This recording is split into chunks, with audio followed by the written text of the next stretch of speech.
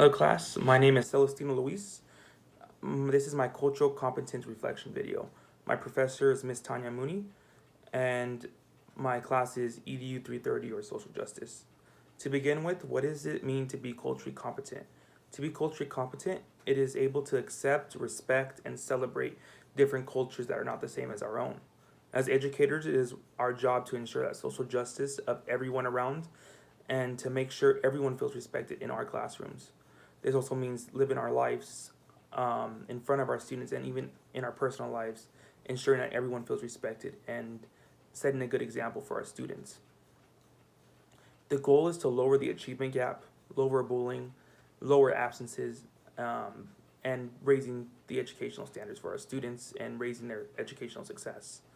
By using the socio-political context of education to create not only a positive experience but also a positive environment that encourages growth in self-identity, education, and in their own cultural competence levels. By creating this environment, we become culturally competent educators. I would put myself on a cultural competent level of the spectrum, but I wouldn't move myself to cultural proficiency at the spectrum because I would need help from diverse groups and unbiased staff to help me celebrate cultures or beliefs that are directly opposed to mine. I am able to respect and acknowledge other directly opposing cultures and beliefs, but I don't think I'm quite yet ready to celebrate them yet. I find it very hard to celebrate or agree with other cultures that go directly against mine, such as like communism or democratic socialism or socialism in general. Or if we're talking about religion perspective, the religion of Islam. But I know in order for me to become a great educator, I would need to get over this. I can understand that I am a very biased person, and I can admit that my biggest challenge for me is celebrating these other cultural and differences. I feel like that my bias and my own defensiveness for my own cultural beliefs is my downfall. But hopefully in this class and later in my classes here at GCU, I can learn to get around that or learn to overcome that. I definitely will use the cultural competence, what does it mean for educators videos to show my students what they can expect from me as their educator and what I as their educator can expect from them.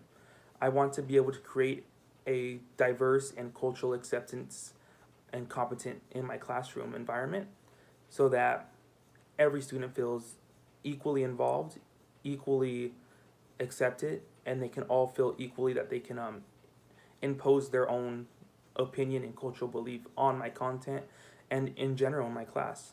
I want every student to feel accepted. Since my goal is to be teaching secondary education and more specifically history in a junior or senior class setting, seniors and juniors will have the adolescent minds to develop their own cultural opinions, and I want them to be able to feel comfortable expressing that opinion in my classroom. I feel like in order to make my classroom flourish and be the most popular or most hip on campus, I need to be able to have the best cultural inclusivity in my classroom. And that's going to have to be me laying down my walls and being able to celebrate my students and colleagues' cultural differences and beliefs.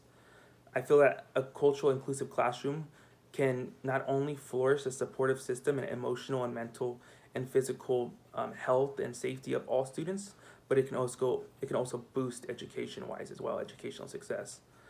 I feel that the secret to a safe classroom is not only what's physically and visibly safe, but it's also what's cultural competent and what's safe mentally wise. If we can go ahead and have our students feel comfortable in all our classrooms, they can be more successful and more safe, and we would have the most successful classrooms in America and on the world, honestly. I will allow my students to feel comfortable to call me out if I say something disrespectful, if they feel like they've been disrespected or cultures have been disrespected. I want them to come and call me out. But if they don't feel comfortable doing this, I would encourage them, and I will continue to encourage them throughout my years to go to a different colleague of mine or a teacher, different teacher, or even administration. My top priority is not really educational success. That's my second priority, but my top priority is making sure my students feel safe and feel respected and feel supported in their classroom. I want the best for my students, and I hope that later on in GCU, I can go ahead and learn how to be more culturally proficient and be able to celebrate the differences or direct opposition differences of my students and of my views.